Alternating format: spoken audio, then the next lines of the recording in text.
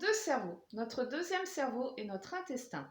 Bienvenue à toi sur ma chaîne coaching, je suis Claire Soufflot, coach pour le bien-être, la performance et la reconversion des professeurs. Si tu arrives pour la première fois sur ma chaîne, je t'invite à t'abonner pour la booster un maximum, la faire connaître, la partager si tu le désires. Et je t'explique dans cette vidéo comment une mauvaise alimentation peut te stresser, peut t'apporter du stress supplémentaire. Et inversement, ton mindset peut influencer ta digestion. Donc, nos intestins sont notre deuxième cerveau. Tu connais ces expressions, avoir la peur au ventre, avoir l'estomac noué. Chez les Asiatiques, le ventre est le réceptacle de l'énergie de vie, de notre énergie. En Occident, des chercheurs s'intéressent de plus en plus à ce que Gerson appelait notre deuxième cerveau, déjà en 1999. Nous savons aujourd'hui qu'il y a 200 millions de neurones présents dans nos intestins.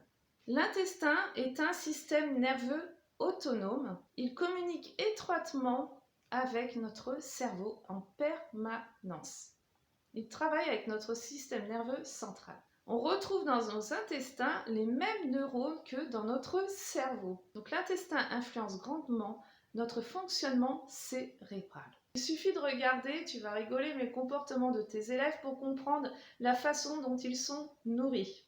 Et toi-même, comment te sens-tu après avoir mal mangé? Essaye de constater, de te rendre compte de ce qui te fait du bien ou pas du bien, si ton énergie baisse ou au contraire augmente. Alors je te donne une information très importante, 95% de la sérotonine, tu sais cette hormone de la sérénité, du bonheur, eh bien, est fabriquée dans nos intestins. Il y a également une autre hormone, la ghrelin, qui est fabriquée dans les intestins. En période de stress, notre cerveau demande à nos intestins de fabriquer cette hormone parce qu'elle régule l'appétit et elle régule également les graisses. Tu vois bien que notre santé psychique et digestive sont intimement liées. En fait, tu es ce que tu penses et tu es ce que tu manges. Alors en coaching, je peux t'aider à prendre conscience de tout ça. Je ne suis pas médecin, mais il y a des choses de bon sens qui peuvent t'aider à augmenter ton énergie. Vraiment, il est important que tu prennes ton alimentation à cœur. Si tu as besoin de voir un spécialiste, n'hésite pas à aller voir un médecin, un nutritionniste.